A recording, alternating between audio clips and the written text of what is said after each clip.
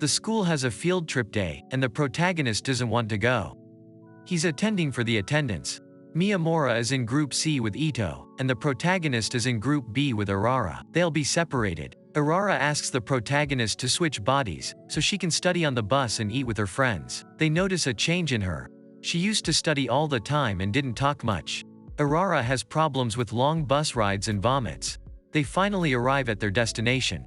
Urara is unwell and takes a break in her room. The protagonist goes sightseeing with his classmates, who are very energetic. After the tour, he visits Urara to see how she's doing. She's better in studying. The protagonist decides to grab a bite to eat and wonders why she came on the trip since she's been studying all the time. Urara's classmates return and suggest taking a bath together.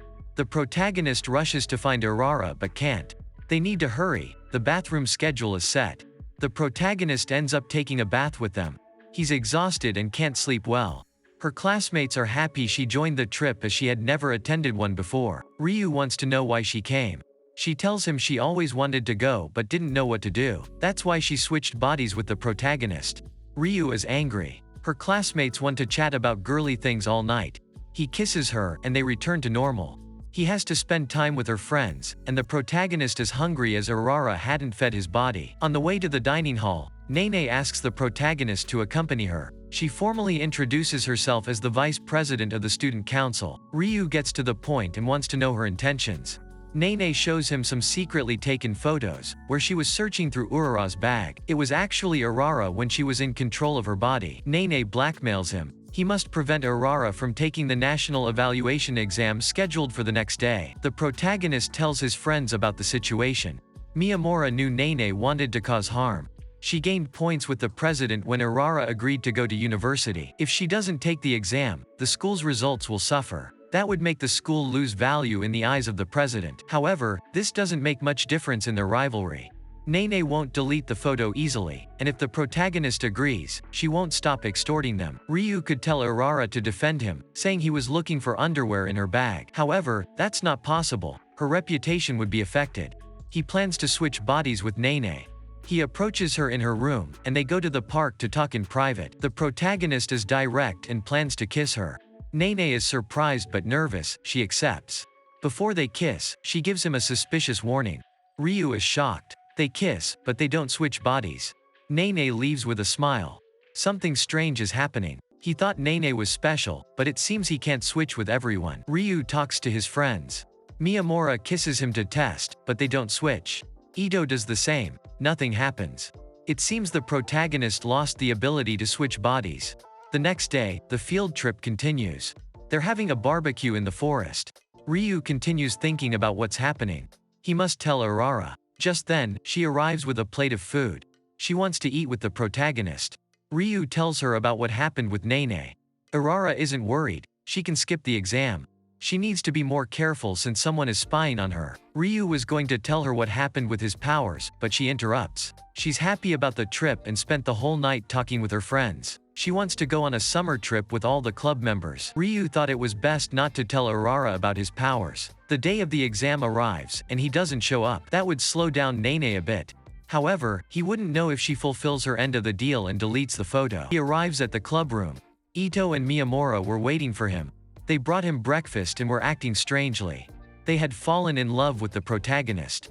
It all started after the kiss on the field trip, right after kissing Nene. He had lost his power to switch bodies, but now he could make people fall in love. He kisses them again, and they return to normal. He wonders what would happen if he kisses Urara. She doesn't know about the change in his power. She initially joined the club to switch bodies with the protagonist.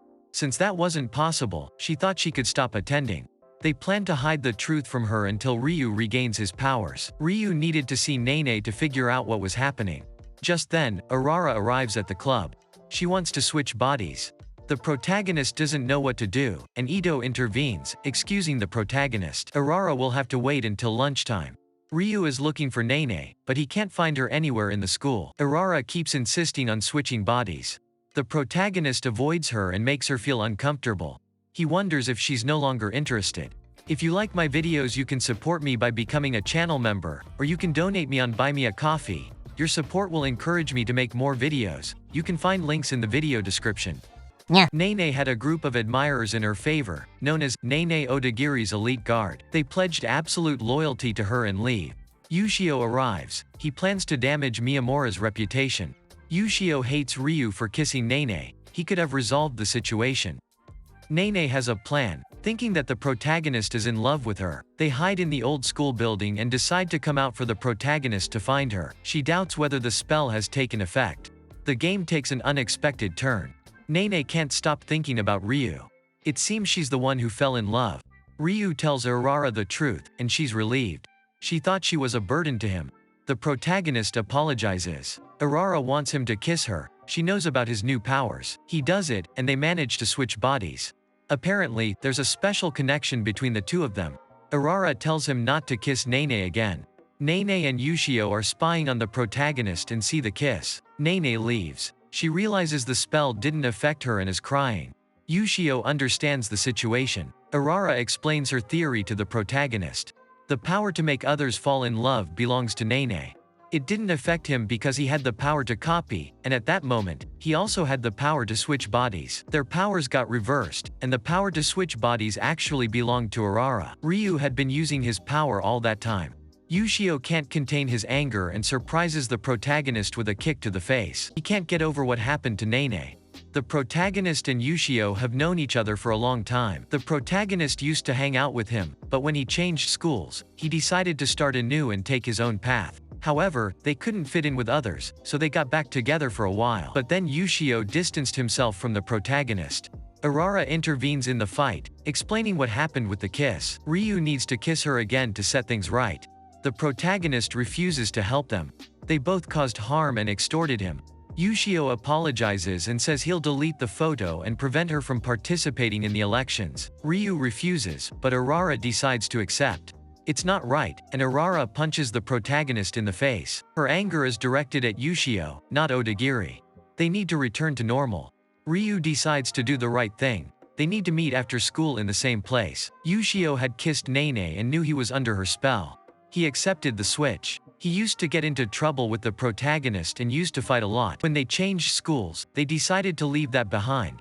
Until he met Nene and betrayed the protagonist's trust. He got blamed for a fight he tried to avoid. He got suspended. The entire club attends the meeting. Nene knew Miyamura's secret. The rivalry escalated. Odagiri wanted to be alone with the protagonist. She thought about him all day, neglected her studies, and when she found him, he was kissing Urara. Nene tells the protagonist she doesn't want to return to normal. She has mixed feelings and wants to continue this way. But the protagonist remembers Yushio's love for her. He kisses her and does the right thing. As they leave the room, Yushio hands the protagonist a book. The 7 Wonders of Suzaku High School. It belonged to his club and was found in the old school building. Apparently, there were students with strange powers at the high school. They were referred to as witches in the book.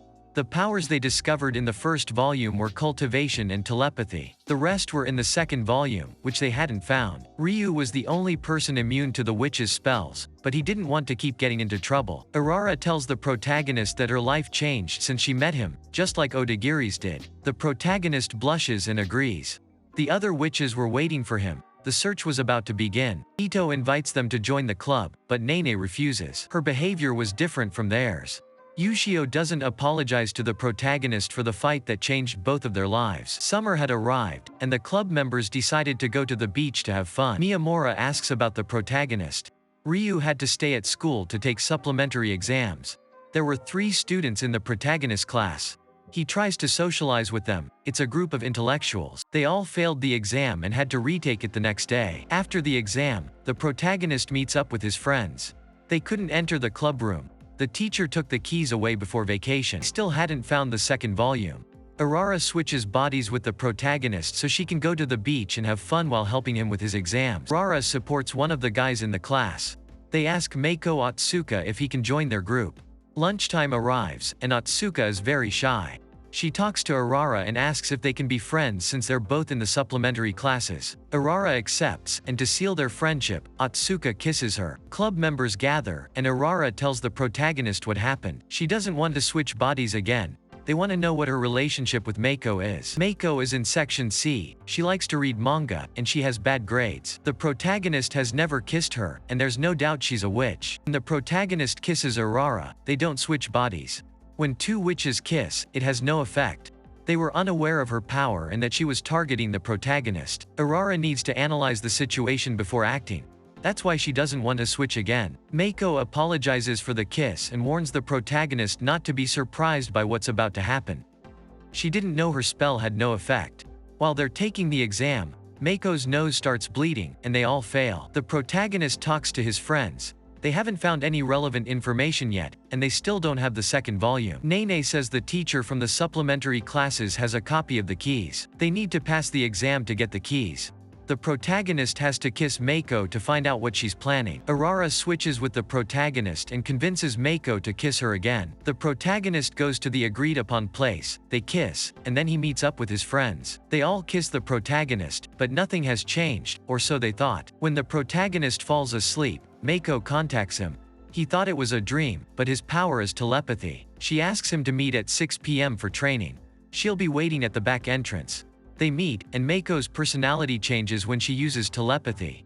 She tries to teach the protagonist how to use his ability.